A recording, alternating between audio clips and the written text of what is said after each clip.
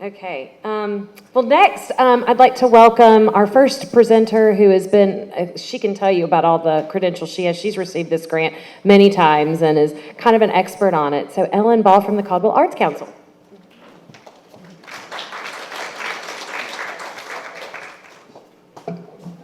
This is an incredible room full of people. And we're all so excited. We had no idea, we had high hopes, and this is really, really wonderful. After you all went around and introduced yourselves, I can kind of get a feel, but just a show of hands, how many people in this room make part of their living through their craft? Whatever that is, your art and your craft. Awesome. How many people aren't quite there yet but want to get there? That's awesome as well. So as Ingrid said, my name is Ellen Ball. I'm the executive director of the Caldwell Arts Council, but I'm also an artist. I've been creative all my life. I can't remember a time when I wasn't. And for about the past 15 years, I've been a metalsmith. I have been fortunate enough to be awarded this grant 3 times. I've applied 5, so 2 of those did not make the cut. And when I meet with artists at the Arts Council who want to apply, artists from Caldwell County, one of the things that I try to guide them through with this process is this grant is almost like a business plan, which is very counterintuitive to most artists. Thankfully, my background, I have worked with things like business plans before, but with this grant, you really need to say who you are, what you do, how long you've been doing it, because that's part of your cred, your street cred, and what you want to accomplish. This is about furthering you as an artist to help you accomplish your goals. So whether that is establishing a formal studio space, whether that is building a website or designing a logo and creating all of your branding for labels, for your website, for your business cards, whatever that looks like. Those kinds of things are the business components of making art. And then you have the other side, which is painters who need supplies to get ready for an exhibition. This grant is like manna from heaven for the artists who receive it. I was really, really fortunate with these grants. I applied for money to buy equipment to make me more productive. My goal was to increase my retail placements, and I needed, everything I was doing was by hand. I was cutting my metal by hand. I had to have equipment that made me more productive. And those 3 grants got me there. And the example I gave a little while ago of your budget, I would always go for the gusto, by golly.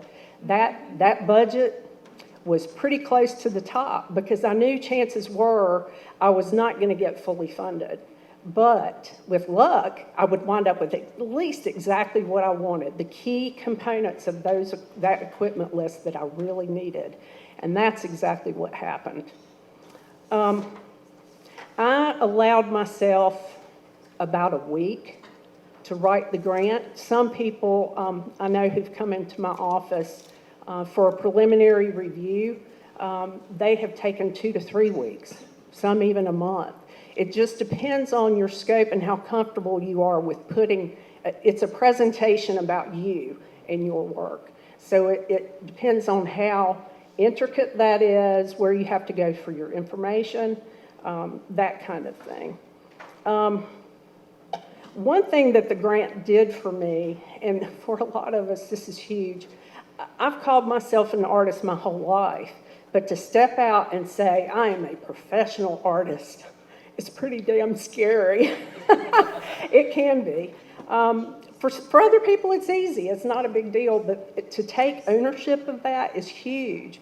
And that's the one thing that applying for this grant really did the first time I ever applied. The one that was denied or that wasn't funded. I won't say denied. It's not like getting a rejection letter from a publisher. But well, anyway, I digress. It really helped me. It built my confidence.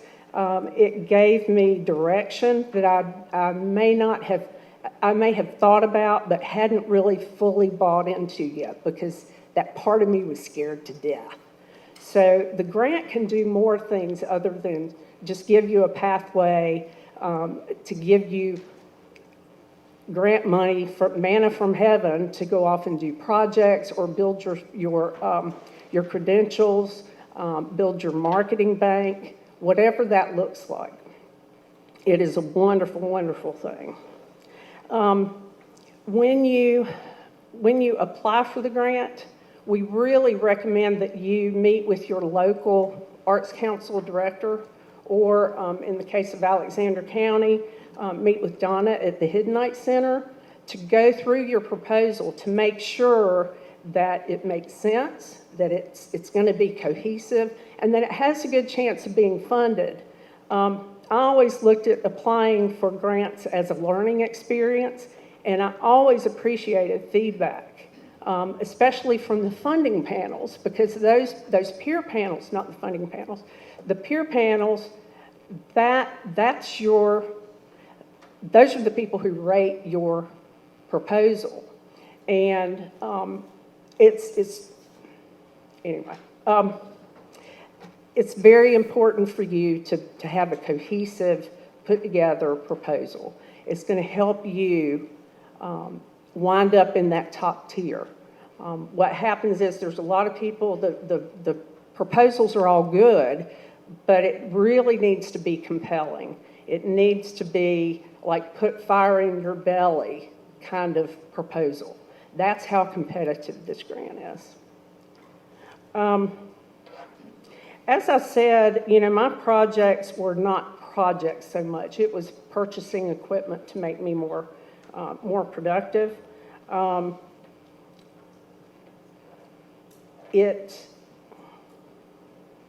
What I did with my final report, the final report, yes, you have to submit your receipts. You have to submit a narrative that says, yes, this is what I've done, this is how I did it. I would always include photographs of the equipment that I installed in my studio. And sometimes I would even include work that I made with that equipment, just because that's what we like to see.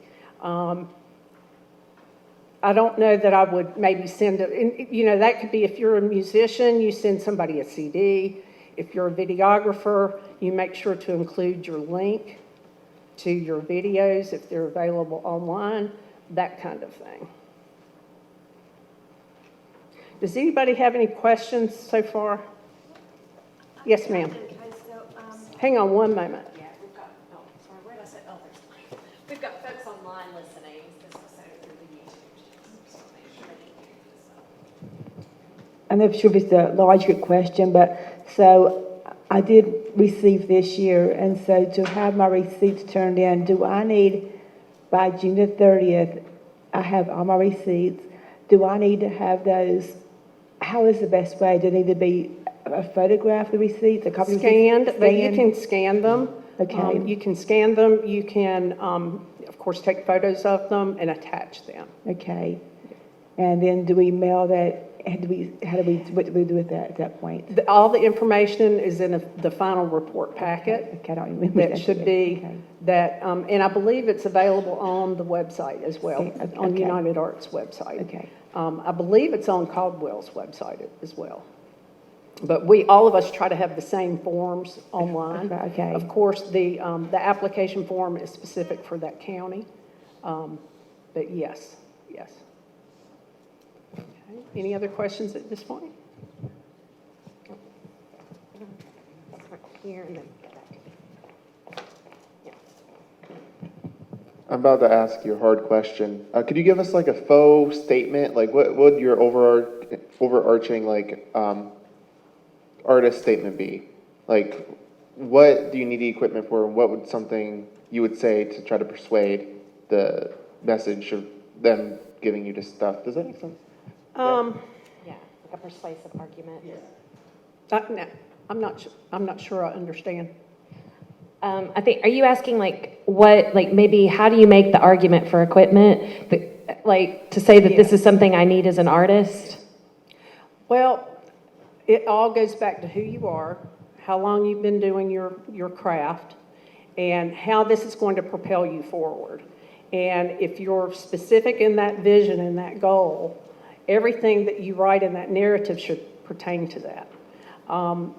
You know, one of the things that I was able to do because of my background, I have a marketing background, so I was able to develop my logo, all of my tags, my website. I was able to do all of that myself. That saved me a huge amount of money. And that professional look was important, you know. I mean, here I am, I travel, I walk into a gallery, I scope them out, or I find somebody online I want to go visit in person because photographs don't tell the whole story. Just to check them out. And if it's someone I wanted to follow up with to see if I could get my work in that gallery or that retailer, I would leave a business card. Or I would leave a marketing piece. I had this elaborate marketing piece that came out of something I saw at a local printer, and it was a holiday card that was accordion folded and printed on both sides. And I thought, oh, God, that's great. So I took that idea, and I had 4 images on each side of my work, except one panel on each side was my contact information. That was impressive. So, you know, that's all. I realize that's not technically about the grant, but it's important when you're thinking about yourself as a professional artist to think about the whole picture and think about it truly as a business. And like I said before, that's very counterintuitive. But it's a sad fact. We all still have bills to pay. We all still have to buy supplies. We need certain things to help us achieve those goals. And it's a challenge. It's a challenge. And we don't really look at art as a business, but it definitely is business. So just try to be as focused on your goal as possible when you write that grant proposal and how that's going to, again, propel you forward. Okay. So one of the prerequisites is that you meet with your local county or whatever. What if you've already built a rapport with a different county? Is that okay to talk to them about submission instead? Well, you have to apply in the county in which you reside. That's the bottom line. So if you have a rapport, if I live in Catawba and I have a rapport with Deb at Burke, I still have to apply with Catawba.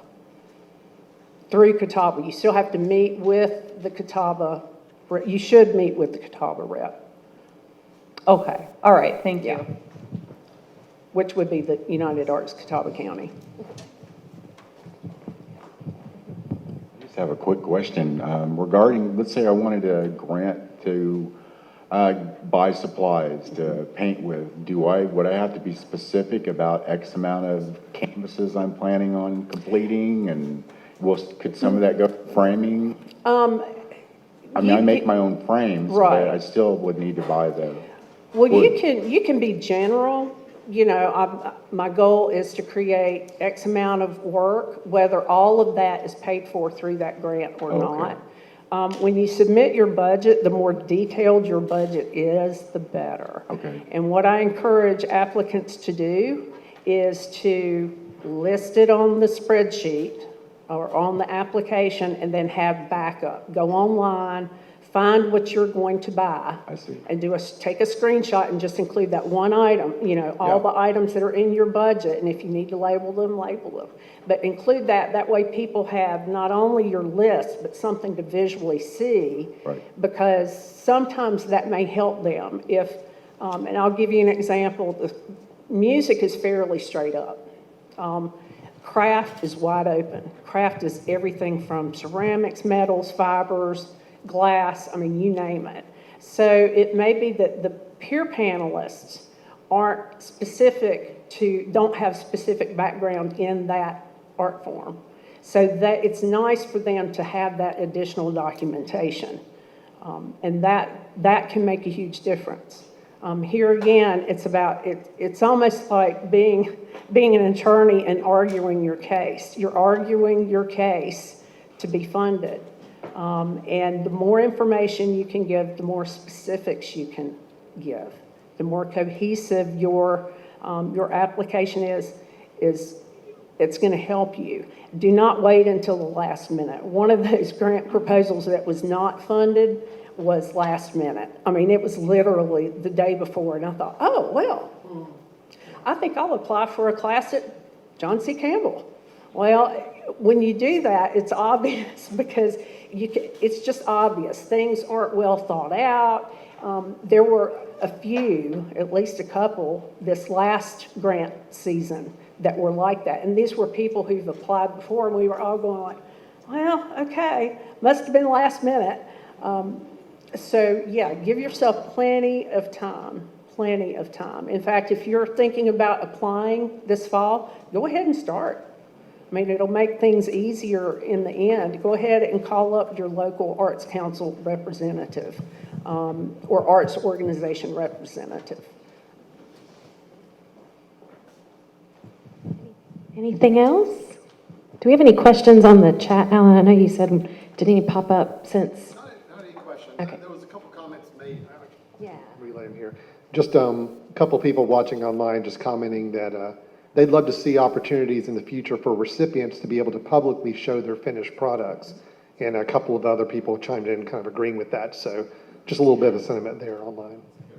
Well, I have taken a couple of classes at John C. Campbell Folk School, and the one thing that they do at the end of every session is show and tell. And you get together in a big room and lay it all out.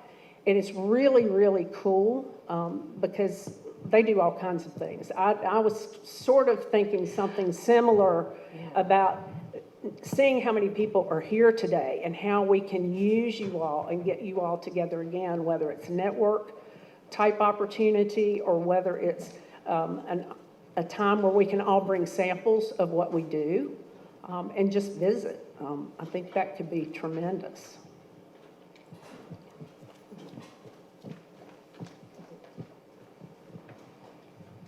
So I just wanted to add to that statement. So just as an emerging artist, I started to find, reaching out through social media, finding actual artists in the area, and we did a meetup at a local coffee shop here in Hickory, and I tell you what, that was huge for me and for them because, I know several people here, and forgive me, I don't know why I'm all jittery, so if I start shaking, I'm not having an epileptic attack or something, okay? But it really was very, insightful for one, because we were all, really, we just wanted to hang out. And it was just four of us. I happened to know one of the other artists. The other ones, like I said, I met through social media. And it really broke down a lot of ice. Because I think so much of the time there's this fear of competition, Even none of us worked in the same medium. Two of them knew each other, but didn't know that they knew each other through mutual people here in Hickory. And it was just nice. It was nice to, to share some of their concerns. It was nice to share, again, with media and technology, so much of the business aspect of being an artist, that is such a phenomenal tool if you know how to use it properly. And so I think meetups are great, and I think the more that we can do that, really, again, will just strengthen the community of artists here. And, I'm saying, yeah, go for it. It's awesome. Just meet up with people. I understand about the jitters. I've had a little bit too much coffee this morning. I've got that caffeine buzz going, so y'all just kind of bear with me. I will go back to the narrative. When we apply for organizational grants, there is a section where we have to give a history of the organization with broad scope details. Well, not details, with broad scope information. the 10,000 view information. There really is not a place to do that in the grant application. So that needs to be the first part of your narrative, and that goes back to who I am, what I do, how long I've done it. Oh, and by the way, I also teach. I sell in retail outlets throughout, in multiple locations in whatever states.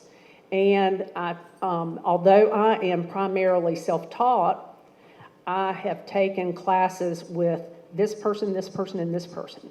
And they need to be people who can be looked up online. Well, not necessarily, but just so that we get an idea, and I say we get an idea of exactly who you are as an artist. And a lot of people don't think about all that other stuff. It doesn't need to be lengthy because you only have so many words. And if you need guidance on where to find your word count, see me.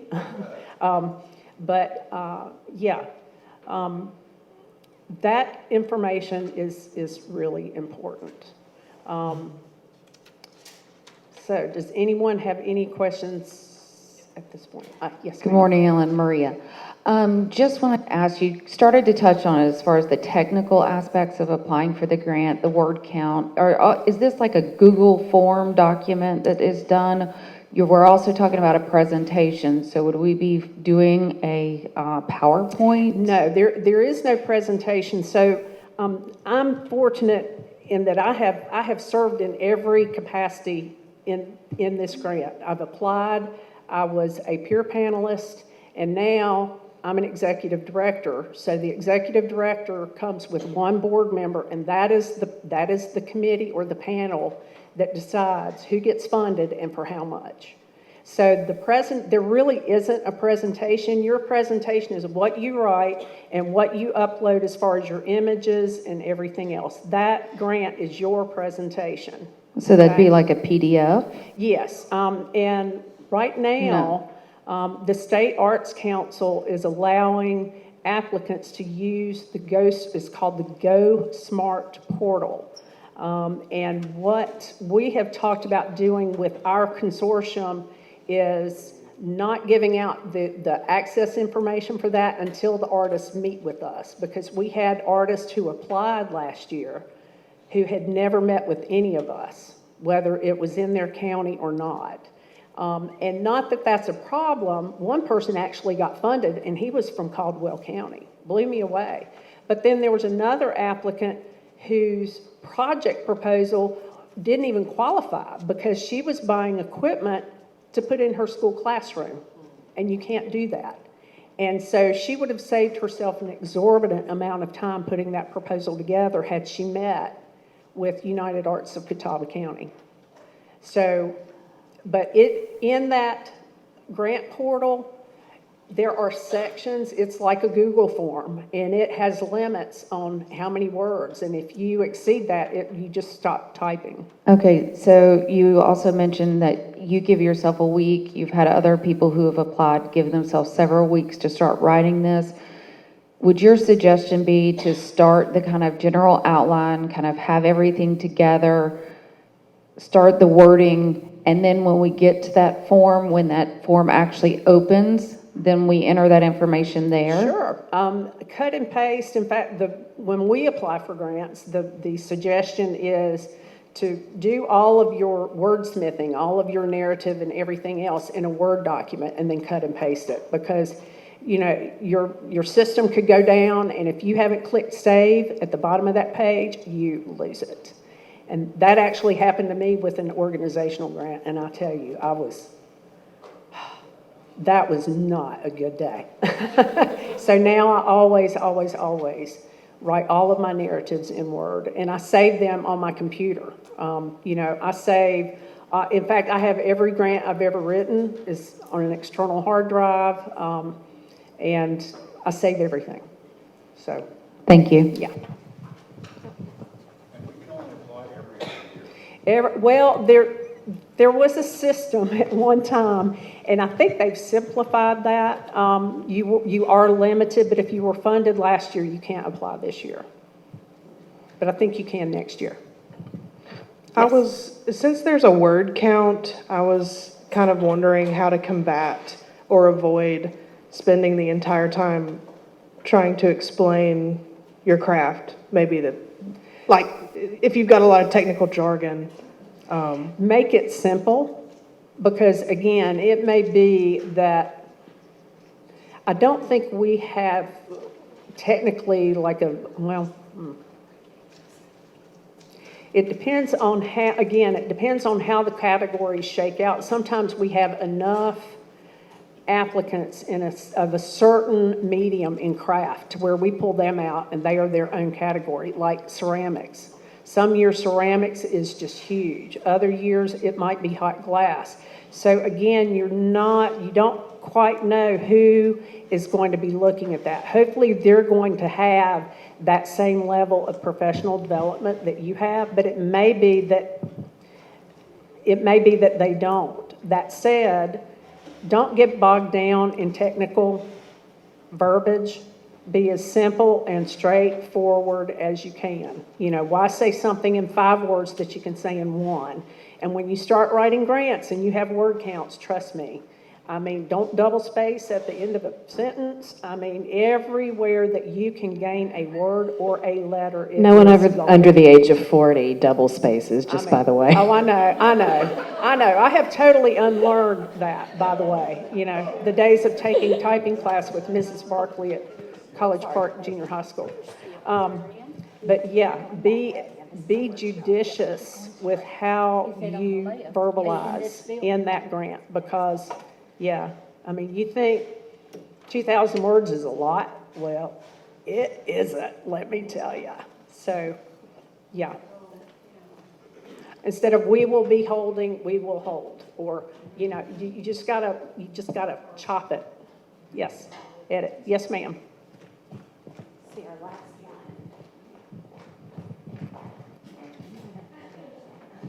As a follow-up to that word count question, is it acceptable to use ampersands and abbreviations and things to shorten it, or does that just look tacky and make us look bad? You can, but if you don't need to, don't. I mean, and if you're going to do it, be consistent throughout. You know, I mean, that would just be my suggestion, but it looks better if you do spell everything out, but we understand. Okay, so you know when you edit a document and you do it over and over and you reschedule and you reschedule. So I somehow accidentally scheduled us a break right now, and I see a lot of people getting up, and I think we probably need it. Ellen, thank you so much. You're This was welcome. incredible. And please find, Ellen's going to be here for a few more hours. I do have one thing to say, and this is a plug for the Caldwell Arts Council. For all of you in this room who may be interested, we are accepting exhibition proposals that will start mid-year of next year. Our house is full of, most of the rooms in our office are gallery spaces. This is for 2- and 3-dimensional art, and we also have our national level sculpture celebration coming up on September 10th at the Broy Hill Walking Park. So if you need any more information, see me later. Thank you.